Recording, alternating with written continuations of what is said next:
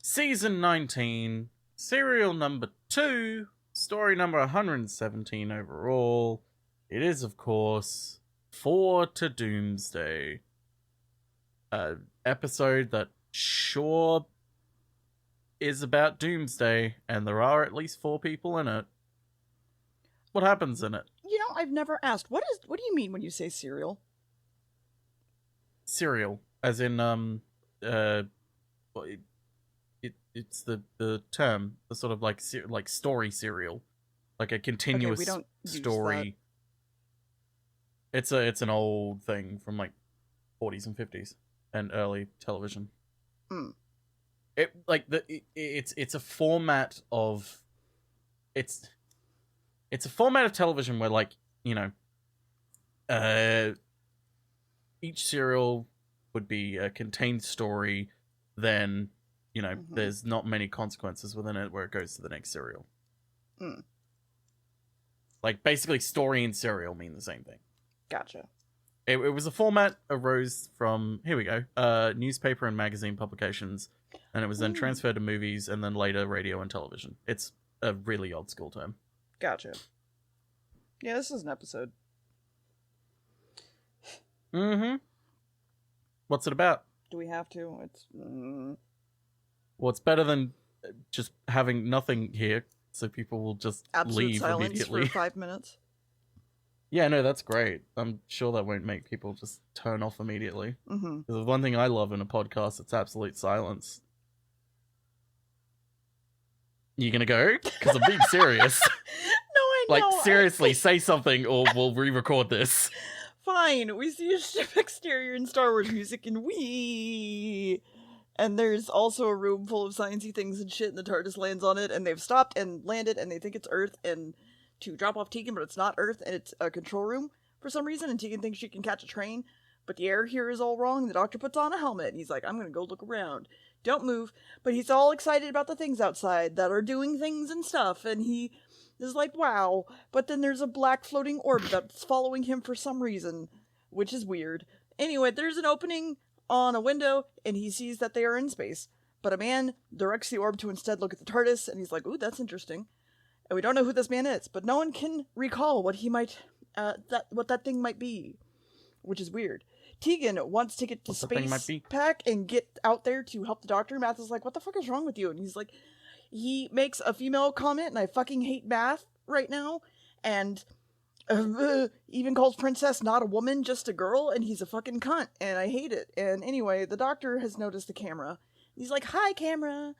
And we get told that a machine is here to deal with density, and the doctor goes back into the TARDIS and goes, we're going to go get multiple spacesuits on and walk around. Because that's what I said. They bring out everyone and just look around at all the machines. And they say some science shit again. And we just keep seeing the camera, watching them and chatting. And we do try to talk to it. They don't respond, though. However, we know that they're Earthlings at this point. Tegan has found a door that opens, and we should just go up there. And we should leave Math and Princess alone. Tegan and the doctor just keep walking around trying to figure out where to go. Math is fucking pissed that he's forced to stay here with a girl. And the princess gets Adric to help her rebuild stuff because he won't shut the fuck up. They talk about how humans seem to be passive now, so that's weird. So they're gonna go get the time curve circuits from the TARDIS and check them with this machine and change the atmosphere, I guess, to make it okay to breathe. And this is the Supreme Leader who's very, very far from home, and okay, hey, have some drinks. Tegan is like, I'm gonna draw my clothing to tell you what I wear because you're curious, and yeah. Math is still pissy and trying to find the circuits, and a door opens behind the princess, and a man in an absolute daze walks up in a toga. And so Math goes outside because he can't figure it out because he's stupid, and she's gone. Princess is gone. That's not good. And then another door opens, and he just walks into that door. And then, hey, doctor, is this one of your times you go to Earth, and also how the fuck did you come to my ship? And also, what was that fucking energy do you use because, like, it's important? Don't worry, because I'll understand it. And then they quiz Adric on relativity, and we also learn that the princess is gone. Oh boy. The picture that Tegan drew is literally, like, photographically perfect, and this, I guess, will also aid the frog cucumber, And they walk into the room and go, "Look, Princess is there." And that's good. And King Frog goes to check on the TARDIS. And he's like, "I'm going to use a laser key to try to get in." And he can't. There's a very upset man that his old fucking tech is defying this super new tech. And the old man comes back in, and he's from Athens, and he brought them food. And then another man walks in, and he's understood only by Tegan because he's Aboriginal. She's Australian, because that makes sense. And, alright. And he mentions something, and Tegan is like, "Oh, heaven. Yeah, it's not heaven." And then another princess shows up, and she's Mayan, and she's not going to talk until she gets home, apparently, because they didn't really, I guess, want to figure out that language. And then there's an East Asian man that shows up, and we just kind of don't get to know where he's from, but alright. They're just like, yeah, he's Asian. It's kind of heavily implied he's Chinese. Yeah. But they are told to say nothing, lol. And then meanwhile, 2 humans show up, and they're like, "What? Tegan drew those images? That's weird." Their names are Enlightenment and Persuasion, which were the 2 people that were sitting next to the King Frog dude. So, yeah. Oh my god, they're now the drawings that Tegan drew. Oh my god. So, this was the first 5th Doctor story to be filmed. Peter Davison always used to say that his first stories were recorded out of sequence so that, his first episode would include a more confident performance on his part, but there was kind of a more practical behind-the-scenes reason, because a little over a month before it was due to go in front of the cameras, Project Zeta Sigma is what it was called at the time, was meant to be the first story of his era, but was shelved by John Nathan Turner because it just wasn't working. And since there wasn't a time to get a whole new first story for the Doctor, written in time for that month, they had to change the whole production order. It basically was just Castor Valva just wasn't written in time. But this being the first episode also led to quite a few other problems in a weird way. Nyssa. Some sources sort of have said that Nyssa was originally going to be killed off at the end of this story. Davison, with whom she had immediately established a good rapport with, sort of interceded, sort of like Tom Baker used to do constantly. Davison said that he never felt that anyone really listened to his opinions on the show, but there's kind of evidence that John Nathan Turner went to some trouble to keep him happy. As the character of Nyssa was copyrighted by another writer, all sorts of complications arose in the contracts, because again, the character was written by the writer, meaning the writer owns the rights, which in Doctor Who led to a lot of problems occasionally. But life is really too short to go into the intricacies of it. One of the immediate consequences was giving her at least a token presence for 2 episodes of the next serial, and kind of barely acknowledging her existence in the other 2, because they were in sort of legal limbo a little bit. Another thing as well, the scene where the Aboriginal characters spoke native language and Tegan demonstrate that she could speak his language too, was originally scripted as plausible-sounding gibberish, but Janet Fielding, who is an Australian, felt this was super insulting and kind of demanded that the writer consult the BBC's language department to rewrite the dialogue in an actual, Aboriginal dialect.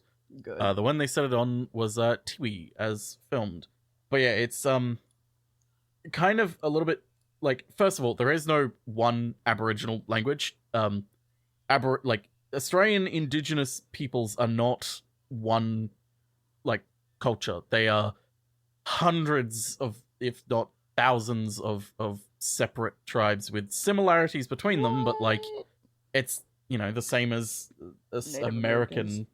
Native American tribes. They have a similarity between some of them, but for the most part, they're all kind of different, and language is vastly different between a lot of them. So it's there is no one. It's like saying, the United Kingdom accent. It's what do you mean? United Kingdom contains Britain, Wales, and Scotland, and Northern Ireland, just to, between those 4, let alone all the different American accent, because that's a even the American accent.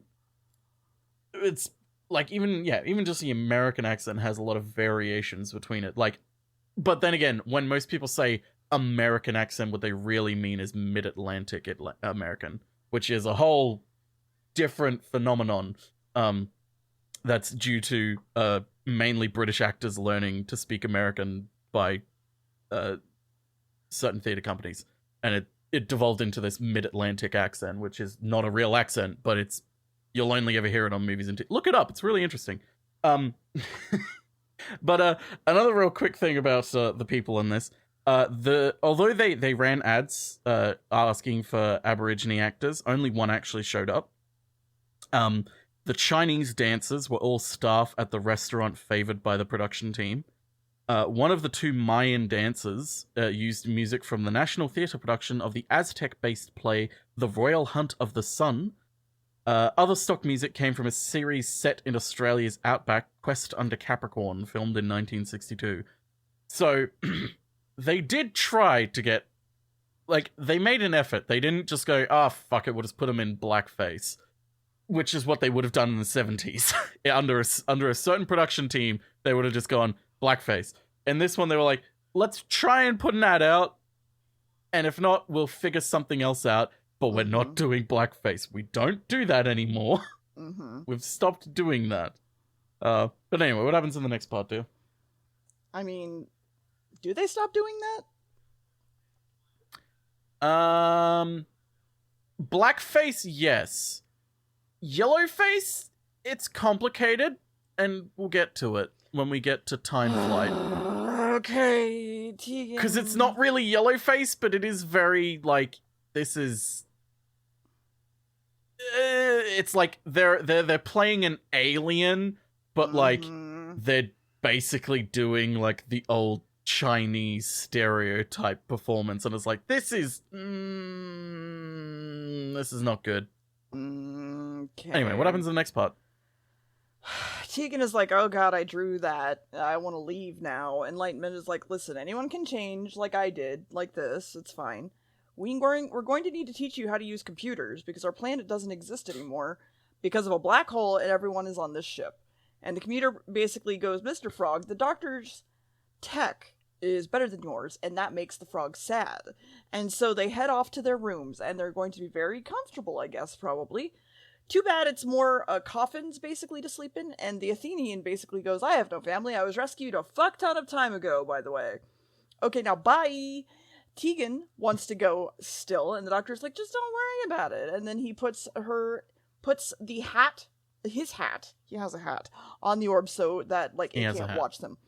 Perce and Lighten are just like, hey, we shouldn't trust him, this doctor's a lot, but Frog really wants the doctor. Supposedly souls no longer exist since the flesh time. So that's a thing. We talk about the science and things, and then we talk about the sketches, and then, wait, like, 2,500 years ago they came to Earth? Apparently ancestors were taken forever ago and have visited Earth 4 times and taken someone each time. But this time they're coming for permanency? So yeah, so let's go explore. And the frogs just let them go around the ship because they can. But of course, Princess and Math go their own way. And so the two pairs continue on their way. Lighten is up to something and talks, and Lighten is to go summon someone to talk to, I guess, or something. Meanwhile, the Mayan princess is doing stuff, and something I hope that is actually traditional, please God actually be traditional, watched by other Earthlings. Perce gets up and walks off, by the way, to meet up with the doctor and goes, this is our entertainment room where we have entertaining things. And the frog apparently has no culture, so it's, too primitive. So, like, all these very primitive people have all their culture here. The Frog King tells the Athenian to keep his fucking mouth shut because the doctor's gonna fight you, Frog. He's gonna fight you so hard. And the kids have walked around until they've gotten to the plant area, and the Aboriginal people attend to the plants here. And the Mayans are done with their traditional, hopefully, dance, and they all head off together. Then the East Asian man turns in with the festival lions that they call dragons. They call them Anyway, the kids are walking around and followed by another ball, but walk into a room with bad air and helmet time. Time to put on your helmet, kids. Down the stairs we go, and we look around, but there's also humans in here? That's weird. They don't need oxygen. That's strange. They also won't respond and their bodies are ice cold with a weird pog on their hand. On trying to remove it, he just pushes her away when the robot tells him to. And the Athenian is next, by the way, and men in outfits are to fight each other. And then the main Athenian man goes to the doctor and he goes, "Hey, I want to see you in your room." So we fake that the Athenian, we fake a faint so that the Athenian can escape. And the doctor's like, "I'm gonna go talk to him," or something. Meanwhile, the kids are walking around, finding more people just doing things. Lighten questions if it's okay for them to see the furnace or not, and the Frog King is like, what in the fuck? And also, by the way, have you seen someone get their hand circle attached? Oh, by the way, Spartan fight is happening in the entertainment room, and a dude actually dies. Tegan and the doctor run the fuck off because she's sad. So now it's at the time for the Aboriginals, whatever, but it cuts away. In their room, we all have a conversation with the Athenian, and is told things are not as they seem. The gladiator bear, by the way, who died, walks his way into the place where the other kids are, and is put on a box. And after it's lifted, his wounds are entirely healed and everything is okay. But Frog now wants to meet the kids. The doctor and Athens talk for a while about how organic life can't exist this long. And he's like, "Sir, none of this is fucking organic. I'm a goddamn robot on the inside." Oh my god. Just like that. That's exactly what was said. He's a robot. Mm-hmm. So Matthew Waterhouse, this was his first, because it was the first Peter Davison story, this was his first recording with him, and he got a rocky... Matthew Waterhouse had a bad time with Doctor Who, honestly. It kind of because he was still, like, a kid, and kind of because other people didn't want to be acting with a kid. But his working relationship with Peter Davison got off to a real rocky start when he pointed out, like, mistakes that he was making constantly and told him that he would never be as good as Tom Baker. Like as like, kind of a joke, but, like, it's a real shitty joke to make, kid. He also felt that Adric's reasoning for siding with the villain made no fucking sense whatsoever and resented his character being made to have bad motives and beliefs for no other reason than for other characters to tell him that they were bad. Which I kind of agree with, but also it kind of makes sense that Adric would be the one to fall for this sort of shit, but also I just wish it wasn't so overtly shitty when he acts like it. It's weird. It's kind of the worst example, in my opinion, of what they do to Adric, where they're just like, "Oh, we'll make him shitty. We'll make him shitty. He'll be misogynistic to make him kind of, like, make sure you don't side with him. Yeah, make him super unlikable for no real reason. But yeah, it's kind of a bit odd. Also, the Doctor's costume was still being made up as rehearsals were beginning for this. One idea, which got as far as being included in the scripts for the fight for Legopolis, was a grey morning coat and a collapsible top hat. The Doctor's monocle / eyeglass thing that he has in this story seems to kind of be a legacy of this. Which, it would have been interesting him to be wearing a collapsible top hat. I believe the Doctor does kind of... I think there's one or two occasions where he actually does have that. But it does make sense in this, the way he acts with his hat, that it's meant to be like a collapsible. Anyway,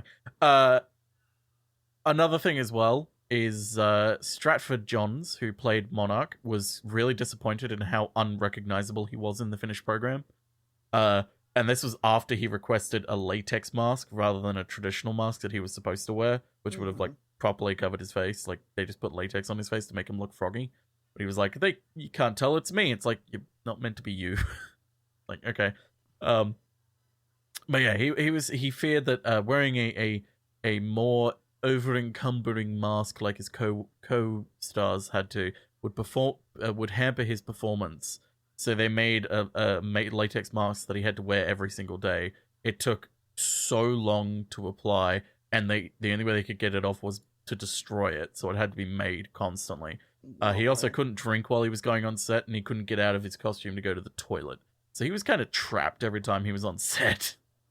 Fun. But, yeah. Anyway, what happened in the next part, dear? Well, he goes, "Okay, I have more circuits than you have brain cells, so, like, it's fine."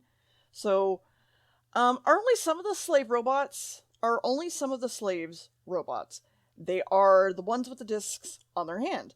Princess, by the way, goes, "Oh, you're androids," and the frog goes, "Nah, we're not. Listen here, bitch. Also, there has to be a class system for a good system to be in place, and it's for the flesh time people.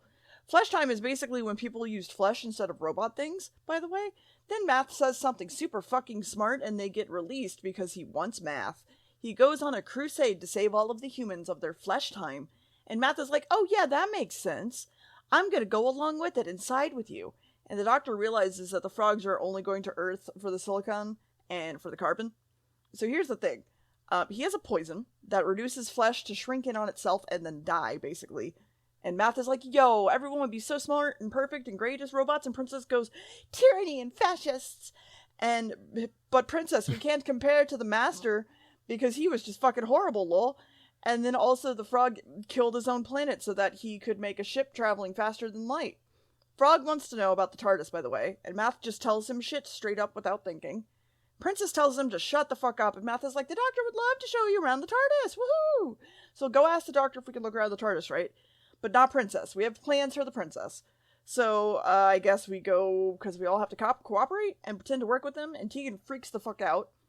And the doctor's going to the place where they do the things, and the Princess, at the point, is getting hypnotized, so she's going to be turned into a robot, and the frogs have seen the doctor is fucking with all the orbs, by the way, and are wondering where the fuck the Athenian is. Math is also currently lost.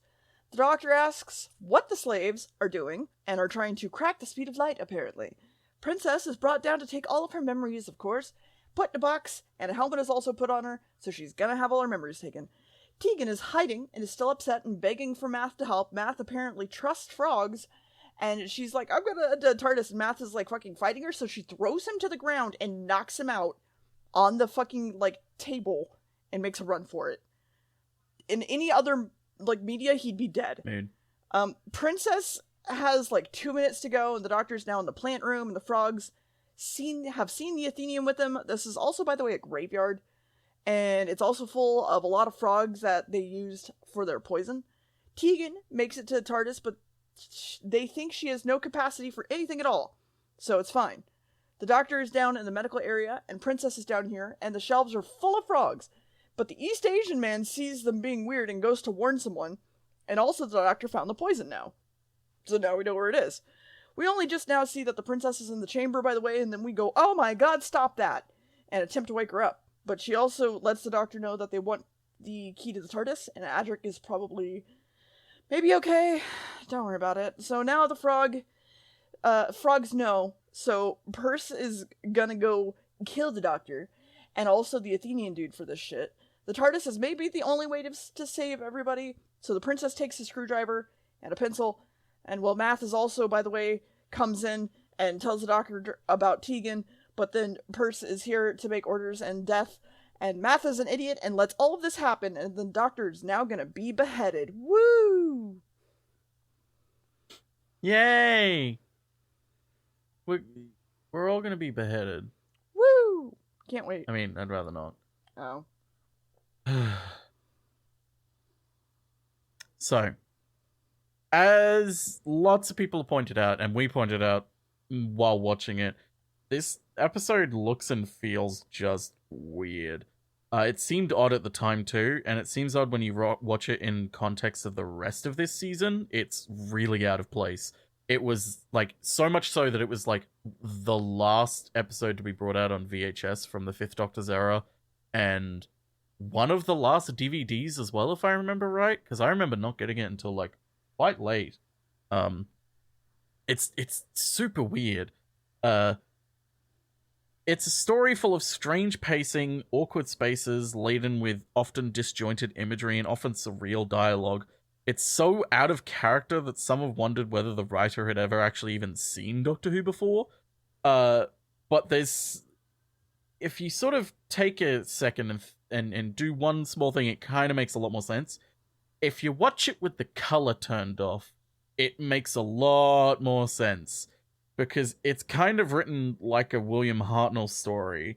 Like, you imagine, instead of Peter Davison, it's William Hartnell and everything else kind of fits into place. The program itself had changed so much in the 70s that by 1982, traditional Doctor Who meant stuff like Pyramids of Mars, not, the Daleks or the Aztecs, those old William Hartnell stories. So it's like, the story sort of begins with the TARDIS arriving in an unfamiliar, seemingly uninhabited environment, with a 4-person crew trying to work out, for their sake and for ours, where they are and what's going on. The Doctor's even trying to get one of his companions back to Earth, just like old times. When the aliens and the Travelers meet, they meet in the style of a formal introduction. They meet in Monarch's throne room. It's even staged like a 60s production, with the two sides explaining their customs to each other in painful detail. Very much a feature of early Doctor meets other culture stories, but not stories in the 70s, where the Doctor's far more likely to barge into the middle of the action and act as if he belongs there, which makes a lot more sense for Doctor Who. The seemingly bizarre plot, which insists on piling faster-than-light technology, people stored on microfish, and shape-changing alien frogs on top of one another, seems a lot more reasonable in the context of a slightly manic, slightly trippy sort of story you got when the world was black and white, like the Ark. It especially springs to mind the story where they go to the Ark, far future, and Dodo has a cold and it almost kills them all, and then they come back a little bit later and find out that the slave labor has taken over and enslaved the humans now. All that sort of stuff. Even the Doctor's spacewalk that happens is more reminiscent of something from, like, the Space Pirates than the sort of spaceship stuff that's in the third Doctor's era. The biggest giveaways are the recreationals, specifically choreographed displays of historical human culture, complete with Chinese dragons and Greek sword fights. There's nothing comparable in any Pertwee story, and there's very little like it in any Tom Baker story as well. It's easy to be reminded of a story a lot like Marco Polo, like a straight historical, where it's basically just, here's a historical event and a historical person that we're going to talk about, in which the script will constantly launch into interludes explaining other places and other times to the young viewers in the hope that they'll take interest in history. 1980s Doctor Who was being made by people who had watched Doctor Who when they were younger, and took its mythology for granted. The writer for this one, Terence Dudley, on the other hand, had already been working at the BBC in 1963 and nearly ended up working on Doctor Who in its early days, but he didn't. So far from being a story written by someone who'd never seen the series, 4 to Doomsday has the ring of a story written by someone who remembered a much earlier brief. Like, he was there at the very beginning, past the room as they were describing it, and that's what's stuck in his mind of what Doctor Who is. It's like, the show has changed quite a bit. Like, the most modern thing in the story, of its time, of course, is the notion that the Urbankans are storing people's identities electronically. Minds on computer was no new concept, but the script describes the whole thing in terms of consumer electronics at the time. If this story had been made in the 60s, then the personalities of the humans on Monarch ship would almost certainly have been stored in one research lab-sized computer bank, instead of, a small little, shelf. On the other hand, other black and white stories take the view the best way to store people is to actually shrink them, but now the word microchip is actually being handed around the world, and as a world that was just getting to grips with the idea that information could be stored digitally, not just in labs, but in digital watches and on home computers, and even the human soul potentially could be something that might be able to run on a ZX Spectrum. Anyone trying to mount a defense of this story on the grounds of its deeper significance would also like to know that Lenin had a Ministry of Enlightenment and a Ministry of Persuasion, the latter being the people who gave the director his big break, but also his biggest worries. Also, another Star Wars ripoff opening in this one. And the androids are straight out of Westworld, the original Westworld. So it's very much not of its time, but written by someone who did not know what Doctor Who had become type of story, which is why it's so awkward and why people tend to just ignore that it exists. But anyway, what happens in the final part? Well, Princess, however, makes the circuits of robots fuck up. So, Math stands in front of the Doctor to not get shot, to save him, basically. And she's like, so wait, don't hurt any of them now, I guess. But take the screwdriver, the sonic screwdriver, and pull and turn out your pockets. And we're asked about each thing, and they're given back everything except the screwdriver, so like a pencil, basically. Athens is fucking dead. the guy, Athenian. The Tegan is now in space. Tegan is now in space. And well, just kind of stops trying, honestly. She kind of has a breakdown. The King Frog is like, you're plotting against me, and the Doctor's like, maybe.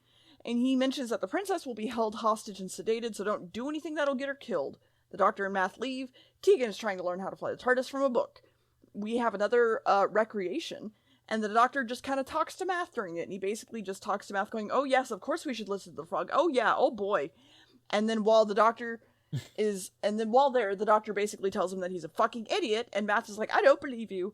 And we continue to try to convince him because he's just really being fucking used, and he's being stupid. The Doctor has a plan, and he's like, I'm gonna act if I'm tired so we can go get the princess. Too bad the TARDIS is still outside, but that's fine. The Doctor's gonna start a fucking rebellion. Perce is sent out to stop the Doctor and the medical bay from recruiting everyone. The lion dance is now next in order, I guess, so let's capture the Athenian. And now the dance is over, and now we've got the Athenian under the outfit, as well as Doctor and Math. And it's time to recruit him, and also wake up Princess. And the Doctor's gonna need to get the TARDIS to do all this, so Piers have a spacesuit. Frog is curious where the fuck the Athenian is now, so we have the other leaders talk to them. By the way, Math and the Doctor are slowly getting to the TARDIS. Math is fighting Perce in space, and the Doctor is hanging by a single tether. And the Doctor also helps fight, because they're spacewalking to the TARDIS.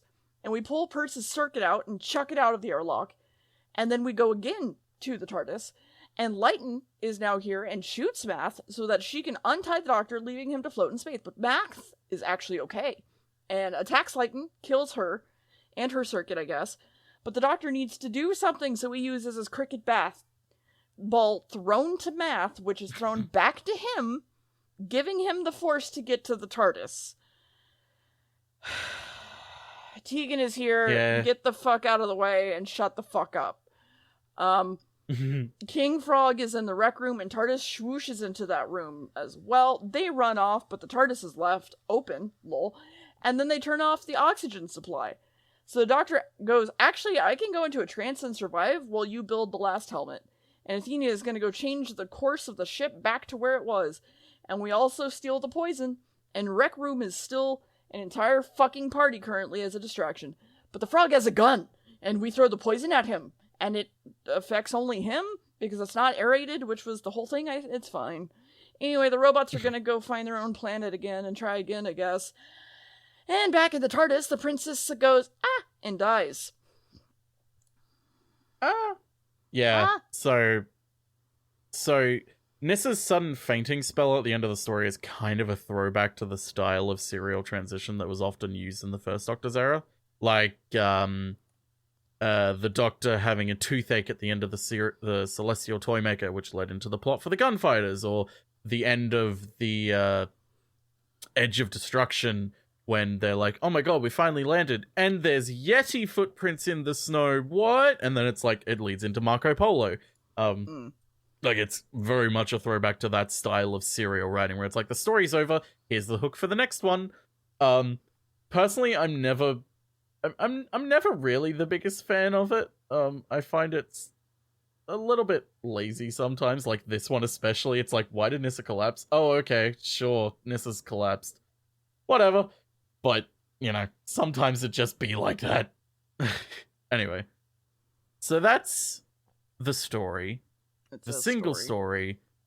4 to Doomsday. One of the most...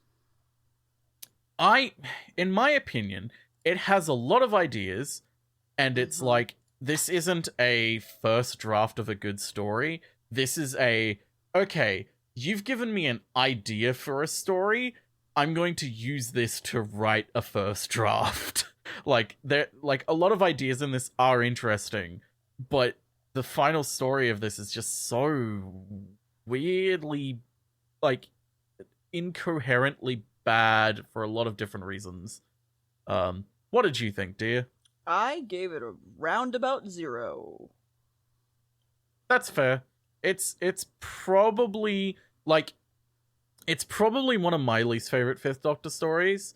Like, at least his quote-unquote bad stories have something in it that's fun to watch, like a terrible practical effect, or like laughably bad acting or something like that. Whereas this one, the only good thing in this that I like is the fucking spacewalk scene because it looks so dumb. Yeah, it's very dumb. Yeah. Especially the whereas like if the call. story was filled with more dumb shit like that, it would be fun to watch. Like it's like, this is terrible, but like it's fun to laugh at how dumb it is. But unfortunately, it's more just like, why are they being so rude? Why is Adric being so misogynistic and a cunt? Like, what the fuck? But anyway, that's 4 to Doomsday. The next episode, you're not going to be able to guess the title because it's all one word, and it's very cerebral what happens. Kinder. What is Kinder? Who is Kinder? Who knows? I mean, Kinder is the term for child in German. Actually, you know what? That actually makes a lot of sense now. Oh, okay. Well, I helped. Yeah, it'll help. This is an episode that gets you know how a lot of 70s Doctor Who had like Buddhist sort of beliefs embedded in it, or like they explored a lot of spiritualism without being overt of like, this is God's plan of, you know, stuff like that. Kinder is almost like the 80s version of it in a very weird way. It gets very cerebral, involving like going inside characters' minds, and not literally like they did when they first met K9 and walked around inside a brain, but I mean like weird imagery sort of going inside a mind. It's great. Anyway, Kinder.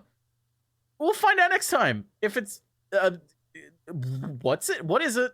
Who is it? It's children in German. Anything you want to add, dear? There's children in German. You know, Kinder. Yeah, dear knows children.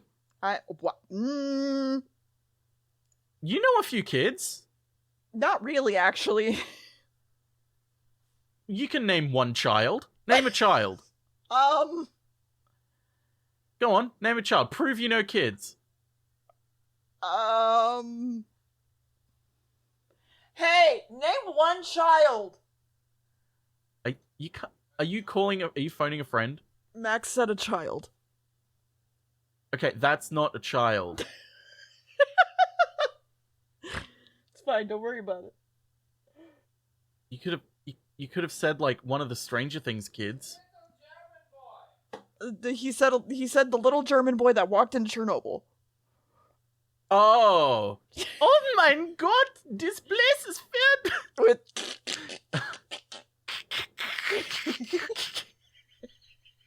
Kinder. Next episode. Goodbye. Goodbye.